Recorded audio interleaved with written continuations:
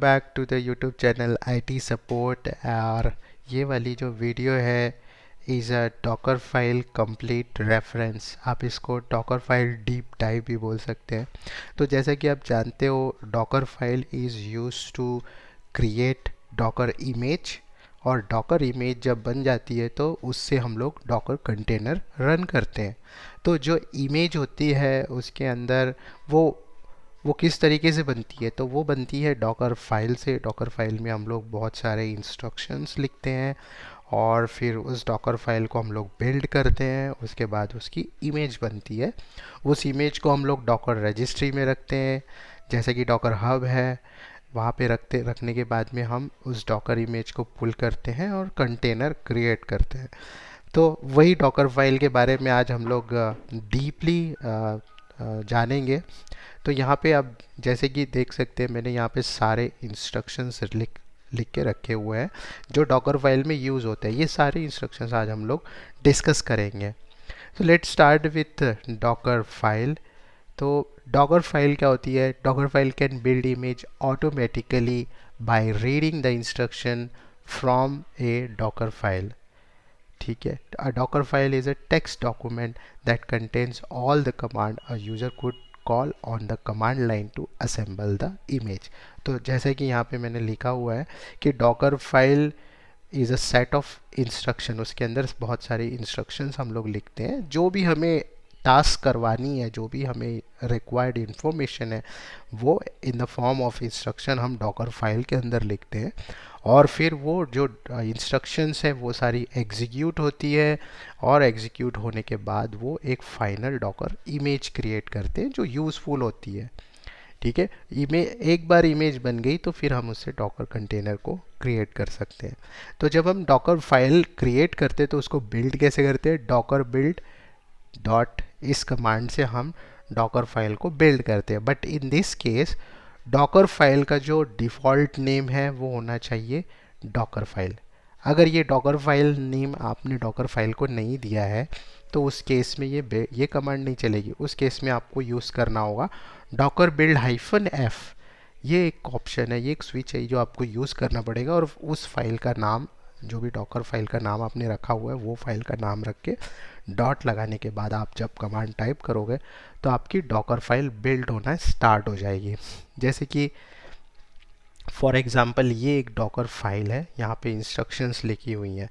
तो लेफ़्ट वाले जो कैपिटल में मैंने लिखे हुए हैं, फ्रॉम, कॉपी, रन, CMD, ये इसको बोलते हैं इंस्ट्रक्शंस। और ये जो राइट वाला सेक्शन है जो स्मॉल लेटर में लिखा हुआ है, इसको बोलते हैं आर्गुमेंट्स। तो a Docker image consists of read-only layers, each of which represent a Docker file instructions. The layers are stacked and each one is uh, delta of the changes from the previous layer. Consider this Docker file.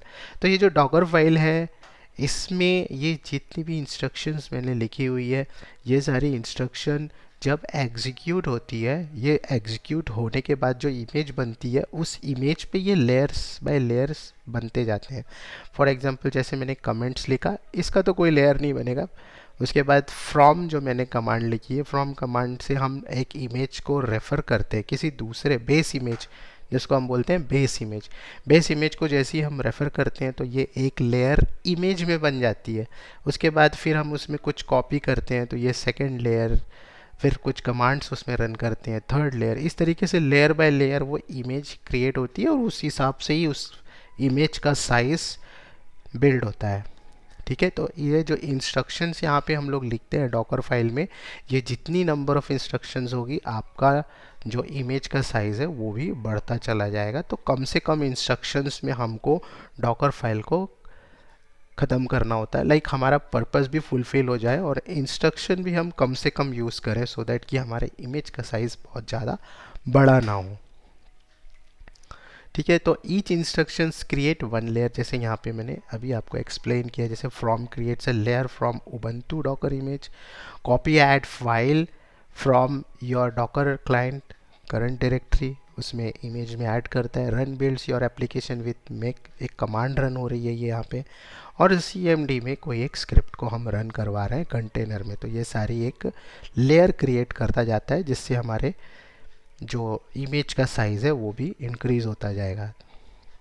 उसके बाद एक और file होती है dot Docker ignore.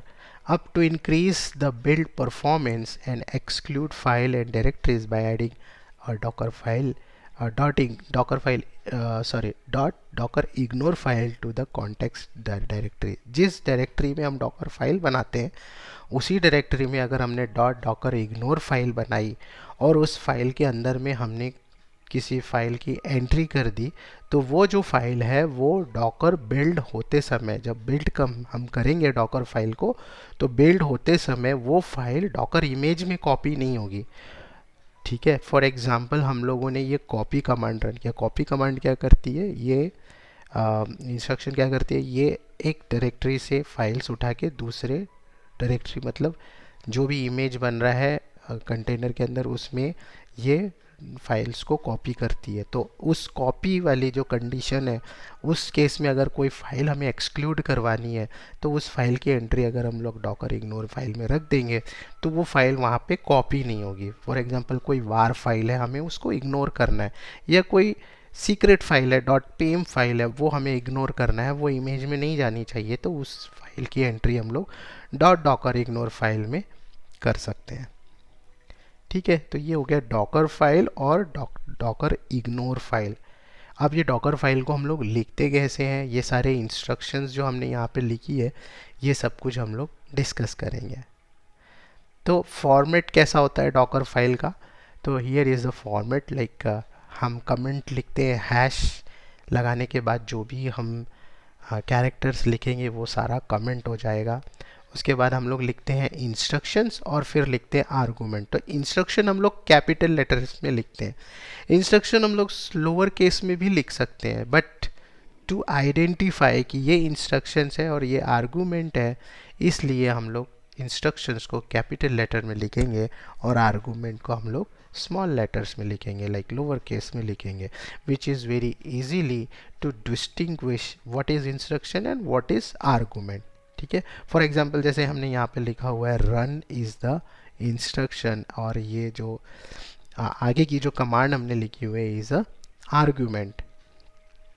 Now leading the white space before hash symbol and instruction such as run are ignored but discourage. ठीक है, जैसे ये यहाँ पे लिखे, जैसे ये कोई फाइल है, हम लोग स्पेस दे रहे हैं और लिखते जा रहे हैं, तो ये रन तो होगी, this is not a problem, but this discourage to write, proper way नहीं है ये लिखने का, तो हमें स्पेस, जो लीडिंग स्पेस है वो हटा देना चाहिए और प्रॉपरली इंस्ट्रक्शंस के नीचे इंस्ट्रक्शंस और उसके बाद आर्गुमेंट, इस तरीके से प्रॉपरली हमें डॉकर फाइल का एक फॉर्मेट क्रिएट करना चाहिए। ओके, देन नेक्स्ट स्लाइड में हम जाते हैं और डिस्कस करते हैं व्हाट इज़ एस्केप। ठीक है, तो जब हम लोग डॉकर फाइल लिखते हैं तो डॉकर फाइल में फॉर एग्जांपल मैंने रन कमांड, रन इंस्ट्रक्शन लिख दी। रन इंस्ट्रक्शन क्या करती है, कमांड रन करती है। तो वो कमांड अगर मुझे लिखनी है, जैसे हम लोग लिनक्स कमांड रन करते हैं, लिनक्स कमांड में हम लोग नेक्स्ट कैरेक्टर के लिए क्या यूज़ करते हैं, नेक्स्ट लाइन के लिए हम लोग स्लैश यूज़ करते हैं, forward slash. The same way जैसे हमने यहाँ पे इको कमांड रन करनी है, ठीक है, उसके बाद हमने नेक्स्ट लाइन में कमांड को कंटिन्यू करना है तो हम फॉरवर्ड स्लैश देते हैं और कमांड कंटिन्यू हो जाती है। वैसे ही एक और फॉरवर्ड स्लैश दिया और फिर से कमांड, तीसरे लाइन में भी सेम कमांड कंटिन्यू हो रही है, तो इसको कंटिन्यू करने के लिए हम लोग फॉरवर्ड स्लैश देते हैं, दैट इज़ एस्केप कैरेक्टर। तो ये एस्केप कैरेक्टर बाय डिफ़ॉल्ट होता है फॉरवर्ड स्लैश, और अगर हमें इसको चेंज करना है तो वो हम यहाँ पे डिफ़ाइन कर सकते हैं। ठीक है, जैसे कि मैंने, अगर हमने फॉरवर्ड स्लैश नहीं लेना है, हमें टिक यूज़ करना है, बैक टिक यूज़ करना है, तो हमें इस तरीके से उसको डिफ़ाइन करना पड़ेगा at the start of Docker file. जैसे ही हम डॉकर फाइल लिखने की स्टार्ट करते हैं, first line will be a escape is equal to back tick, ये हमें डिफ़ाइन करना पड़ेगा, तब जाके वो जो एस्केप कैरेक्टर है वो बैक टिक से यूज़ होना स्टार्ट हो जाएगा। तो बैक टिक कब यूज़ करना चाहिए, जब हम विंडोज़ के लिए डॉकर फाइल यूज़ कर रहे हैं। तो विंडोज़ में most of the time forward like उसमें जो डायरेक्टरीज रहती हैं उनको सेपरेट करने के लिए बैकवर्ड स्लैश यूज़ किया जाता है।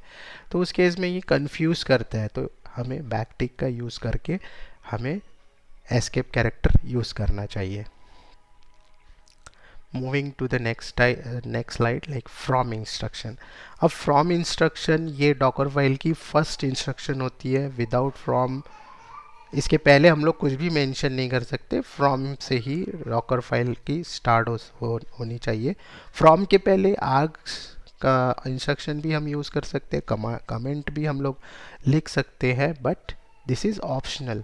But every image, every Docker file should start with the from instruction. From instruction क्या करता है, ये एक बेस इमेज को सेलेक्ट करता है और वो बेस इमेज के ऊपर हम लोग हमारे जो बाकी के कमांड्स और इंस्ट्रक्शंस लिखना है वो उस बेस इमेज के ऊपर में हम लोग लिखते हैं। जैसे कि मैंने यहाँ पे फ्रॉम उबंटू लिया हुआ है। फ्रॉम उबंटू हम लोग एक उबंटू की इमेज ले रहे हैं और उस इमेज पे हम लोग, ठीक है, बाकी के इंस्ट्रक्शन डाल के एक फाइनल इमेज क्रिएट कर रहे हैं। तो ये हमें फ्रॉम इसलिए यूज़ करते हैं। अब जैसे कि Docker file must begin with from instruction, this may be after comment and globally scoped ARGS जो हमारी इंस्ट्रक्शन है उसके बाद भी हम लोग इसको लिख सकते हैं। जैसे मैंने यहाँ आर्ग्स लिखा हुआ है, version is equal to latest, फिर हमने क्या किया, फ्रॉम उबंटू, और इस वेरिएबल को हम लोग ने यहाँ पे यूज़ किया है। तो इसका मतलब हो गया उबंटू कोलन लेटेस्ट। जो कोलन हम लोग यहाँ पे यूज़ करते हैं, उबंटू के बाद जो कोलन यूज़ किया है वो होता है टैग। तो latest Ubuntu with latest tag, आपने इमेज कभी देखी होगी डॉकर हब में, तो वहाँ पे टैग्स होते हैं, उसके वर्जन्स होते हैं, इमेज कोलन उसका वर्जन नंबर, तो वो होता है टैग। तो अगर आप यहाँ टैग डिफाइन करोगे तो वो पर्टिकुलर टैग रिलेटेड ही image as a base image use होगी। अदरवाइज लेटेस्ट बाय डिफ़ॉल्ट वो लेटेस्ट इमेज को ही पुल करता है और उस पर हमारी इमेज क्रिएट होना स्टार्ट हो जाती है। फॉर एग्जांपल आप कोई नई इमेज नहीं बना रहे हो, आप एक बेस इमेज बना रहे हो। बेस इमेज क्या, जिस पर जिसको यूज़ करके हम नई इमेज बनाते हैं। आप बेस इमेज बना रहे हो तो उस केस में आपको फ्रॉम स्क्रैच लिखना पड़ेगा। तो अगर आप from is equal to scratch लिख रहे हैं, दैट मीन्स आप एक बेस इमेज बना रहे हैं और वो बेस इमेज किसी दूसरे इमेज को रेफर नहीं करती है, वो खुद एक बेस इमेज होती है और उस बेस इमेज से हम लोग नई इमेज क्रिएट करते हैं। ठीक है, तो from instruction is use to refer the image. On that basis we are creating a new image, right? Second instruction से run instruction. The run instruction will execute any command in new layer on top of the current image and commit the result. तो जो image हम लोग refer कर रहे थे from instruction से, उस इमेज के ऊपर अगर कोई लेयर हमें ऐड करनी है, लाइक फॉर एग्जांपल हमने उबंटू ले लिया, अब उबंटू को हमने अपडेट करना है, तो हम लोग रन इंस्ट्रक्शंस यूज़ करेंगे और वहाँ पे हम apt get अपडेट कमांड अगर रन करेंगे रन इंस्ट्रक्शंस के थ्रू, तो वो जो इमेज हमने पुल करी थी वो इमेज अपडेट होगी और उसके ऊपर वो एक नई लेयर फॉर्म हो जाएगी। उस इमेज के ऊपर एक नई इंस्ट्रक्शंस हमने लॉन्च की है, हमने पैकेज डाउनलोड की है, तो ऑब्वियसली इमेज का साइज़ भी बढ़ेगा और वो जो साइज़ है वो लेयर के फॉर्म में हम यहाँ पे बताते हैं। तो फॉर एग्जांपल इसके दो फॉर्म्स होते हैं, एक तो डायरेक्टली आप रन इंस्ट्रक्शन और कमांड लिखो, या फिर आप रन को जेसॉन के फॉर्मेट में लिखो। तो this is a JSON format. तो यहाँ पे एग्जीक्यूटेबल जो भी कमांड रहेगी वो और उसको मिलने वाले पैरामीटर, आपने देखा होगा लिनक्स में बहुत सारी ऐसी कमांड होती है जिसको हम आर्गुमेंट पास करते हैं, पैरामीटर पास करते हैं, और उस parameter, for example top command हमने रन करी, तो टॉप कमांड के साथ में हमें -h यूज़ करना है, तो इज़ अ पैरामीटर। तो टॉप -h अगर हम करते हैं तो वो पैरामीटर के साथ में वो कमांड रन हो जाती है। तो यहाँ पे एग्जांपल अभी हमने मेंशन किया हो, जैसे रन इंस्ट्रक्शन हम यूज़ कर रहे हैं, बीन बैश मतलब डिफ़ॉल्ट बैश के थ्रू हम इस कमांड को रन कर रहे हैं। लाइक सोर्स हम लोग बैश आरसी को लोड कर रहे हैं, जो भी उसमें जो एनवायरनमेंट वेरिएबल है उसको हम लोड कर रहे हैं थ्रू सोर्स कमांड। तो ये कमांड हमने रन करी थ्रू रन इंस्ट्रक्शन। तो run instruction is use to run the command which is get committed into the image. Image में कुछ भी अगर हमें कमांड रन करवानी है, इमेज को उसमें इमेज में वो कमिट होती है, वो कमांड सारी इमेज में कमिट होती है, और जब वो इमेज में कमिट हो जाती है तो उसके थ्रू हम लोग कंटेनर रन करते हैं। तो जो हमारा फाइनल कंटेनर रन होगा उसके अंदर ये कमांड ऑलरेडी रन हो चुकी होगी, ठीक है। और उसके अलावा मैं एक और एग्जांपल यहाँ पे हमने मेंशन किया हुआ है, आप इस तरीके से भी उसको लिख सकते हो। देखिए मैंने यहाँ पे एस्केप कैरेक्टर यूज़ किया हुआ, पहले वाले एग्जांपल में एस्केप कैरेक्टर मैंने यूज़ करके कमांड को सेकंड लाइन में भी कंटिन्यू किया है। अगर मैं एस्केप कैरेक्टर यूज़ नहीं कर रहा हूँ तो यहाँ पे मैं कमांड को एक ही लाइन में लिख सकता हूँ। वैसे ये जेसॉन फॉर्मेट में देखो कैसा होगा, बीन बैश होगा डबल कोट के अंदर, फिर जो -c ऑप्शन है वो हमने यूज़ किया है, और हमने फाइनल कमांड जो हमें रन करना है बैश के थ्रू वो यहाँ पे हमने मेंशन किया हुआ है। तो इस तरीके से भी आप रन इंस्ट्रक्शंस को रन कर सकते हैं। Next command is cmd command. अब cmd command is also use to run the command, ठीक है, but let me explain you. There can only one cmd instruction in a docker file. docker file में सिर्फ एक ही cmd instructions हो सकती है. If you list more than one cmd, then only the last cmd will take effect. तो अगर आपने number of cmd commands आपके डॉकर फाइल में मेंशन कर दिए तो जो लास्ट का जो cmd इंस्ट्रक्शंस होगा वही एग्जीक्यूट होगा, बाकी के जो cmd इंस्ट्रक्शंस है वो सारे ओवरराइड हो जाएंगे। तो आप सिर्फ एक ही cmd इंस्ट्रक्शंस आपका इफेक्टिव रहेगा। तो हमें एक ही cmd इंस्ट्रक्शंस डॉकर फाइल में लिखना चाहिए। अब इसके तीन फॉर्म होते हैं, एक तो आप एग्जीक्यूटेबल जो आपकी कमांड है वो लिखिए, उसमें पैरामीटर्स जितने भी आप डालना चाहते हैं वो डालिए, या फिर इसको बोलेंगे हम लोग एग्जीक्यूटेबल फॉर्मेट। जब आप डॉकर रन करते हैं, डॉकर रन करने के लिए डॉकर के अंदर, डॉकर कंटेनर के अंदर अगर हमें कोई कमांड रन करनी है तो हम कौन सी कमांड यूज़ करते हैं, हम exec कमांड यूज़ करते हैं। exec कमांड हम यूज़ करके उस कंटेनर के अंदर में कोई पर्टिकुलर कमांड रन करते हैं। तो ये वो वाला फॉर्मेट है। वैसे ये default parameter set as a default parameter to the entry point. Entry point में अगर हम कोई पैरामीटर पास करना चाहते हैं, ये जो एंट्री पॉइंट होता है ये भी cmd की तरह होता है, वो हम लोग लेटर डिस्कस करेंगे। तो अभी just ignore it and just assume की एग्जांपल कि ये जो पैरामीटर ये हम एंट्री पॉइंट में पास कर रहे हैं, तो ये एक फॉर्म है इसका, ये लिखने का तरीका है cmd को। और जो तीसरा तरीका है वो cmd command parameter 1 and parameter 2, ठीक है। ये शेल फॉर्मेट है, लाइक एक सिंपल फॉर्मेट जैसे हम लोग शेल में कमांड रन करते हैं वो वाला फॉर्मेट है ये। तो इस तीन तरीके से हम लोग cmd कमांड को लिख सकते हैं। तो उसका एग्जाम्पल हम लोग देखते हैं यहाँ पे, जैसे कि ये फर्स्ट एग्जांपल है दिस एग्जैक्ट फॉर्म। तो देखिए ये बीन wc, कोई wc कमांड है, वर्ड काउंट वाली जो कमांड है वो कमांड हमें रन करनी है। तो वो कमांड भी हम यहाँ पे रन कर सकते हैं cmd के थ्रू। और यहाँ पे हेल्प लिखा हुआ है, तो जब ये कमांड रन करेंगे तो wc रिलेटेड हेल्प हमें डिस्प्ले होगी। वैसे ही एक सिंपल एक लाइन में अगर हम कमांड रन कर रहे हैं और wc as a parameter use कर रहे हैं तो वो भी हम लोग ये शेल फॉर्मेट में हम लोग इसको यूज़ करते हैं। और user1 एंड user2 ये एक पैरामीटर है, ये पैरामीटर हम लोग एंट्री पॉइंट जब हम कमांड एग्जीक्यूट करेंगे तो वहाँ हम इन पैरामीटर को पास कर देंगे। तो एंट्री पॉइंट इन दो पैरामीटर्स को यूज़ करके कमांड एग्जीक्यूट कर देगा। तो अब आप बोलोगे कि cmd और रन दोनों तो सेम ही काम कर रहे हैं, लाइक दोनों की तो कमांड ही रन कर रहे हैं डॉकर इमेज में। तो एक डिफरेंस यहाँ पे मैं आपको बता देता हूँ कि एक्चुअली जो रन होता है वो क्या करता है, कमिट करता है चेंजेस इमेज में, और जो cmd होता है ये रन करता है कमांड रनिंग कंटेनर में, ठीक है। ये इसका डिफरेंस है। cmd में जो कमांड हम एग्जीक्यूट करवा रहे हैं वो इमेज में नहीं रन होता है, वो कंटेनर में रन होता है। और जो रन में जो हम रन इंस्ट्रक्शंस के थ्रू जो कमांड रन करते हैं वो कमिट होता है इमेज में। तो ये इसके बीच में मेन डिफरेंस है, ओके।